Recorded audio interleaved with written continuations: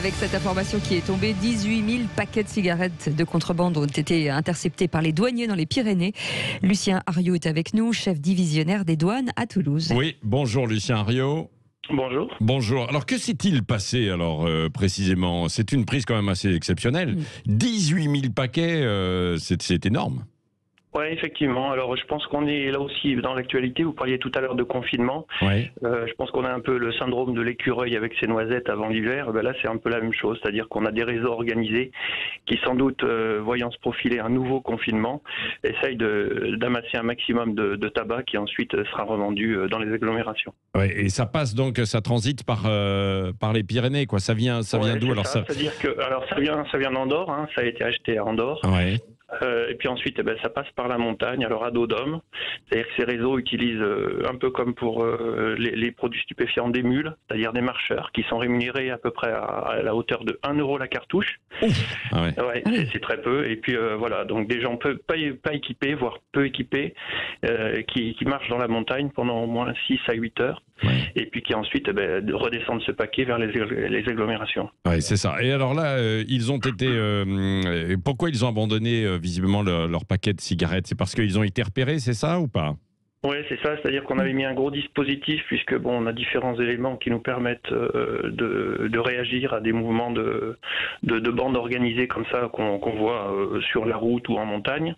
Et donc en fait, leur principale préoccupation, c'est d'acheminer le tabac, mais évidemment entre le tabac et leur liberté, bien souvent ils préfèrent abandonner les ballots. Ouais. Et puis s'enfuir. Oui, et s'enfuir. Ensuite, il y a toujours cette contrebande qui existe, hein, venant effectivement d'Andorre. Alors là, c'est le cas pour le sud de la France. Au nord, ça vient aussi d'autres pays. Et qui ensuite irrigue et s'est revendu par des petits vendeurs à la sauvette du côté, sur le marché toulousain, par exemple. Là, c'était ça la destination?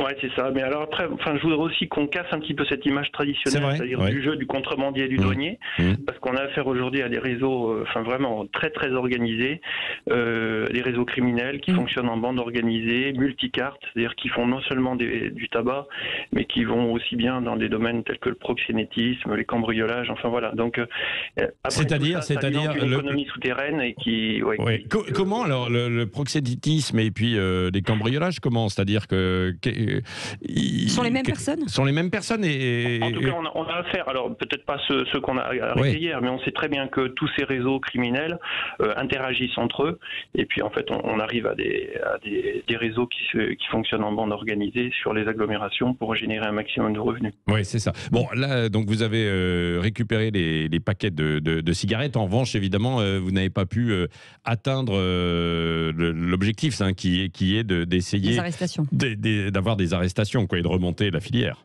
Non, pas cette fois-ci. Mais alors après, ça ne nous empêche pas de se sentir à partir des éléments qu'on a pu recueillir la nuit passée, ensuite d'aller vers ces têtes de réseau, puisque voilà, on arrive quand même à avoir des éléments pour ensuite travailler dans un deuxième temps avec des services spécialisés. Oui, c'est ça.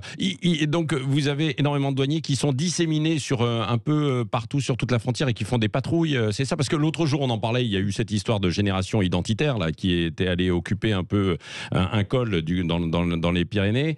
Vous êtes justement un peu sur toute la frontière encore, quoi. Vous menez des patrouilles volantes. Oui, alors ça, la douane, en fait, effectivement, ça peut être soit sur des postes fixes, comme justement sur la frontière andorrane, et après, un peu partout aujourd'hui, il existe des patrouilles, alors vous appelez ça la volante, on appelle ça des brigades de surveillance intérieure, voilà, qui effectivement organisent des actions de contrôle sur la route, dans les centres de fret express, enfin voilà, sur différentes parties du territoire. Oui, sur différentes parties du territoire. Et, bon, que sont devenus ces paquets de cigarettes du coup, Lucien Hariot? Alors ils sont saisis dans un premier temps, et puis dans un deuxième temps, voilà, il faut bien aussi mettre ça au clair. Ils sont détruits, c'est-à-dire par incinération. Oui, c'est ça. Oui, donc bon, de toute manière, nous ça nous intéresse pas, on fume pas avec Cécile. Enfin bon, voilà.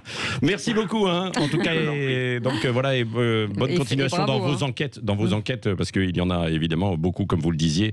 Lucien Hariot, donc chef divisionnaire des douanes à Toulouse.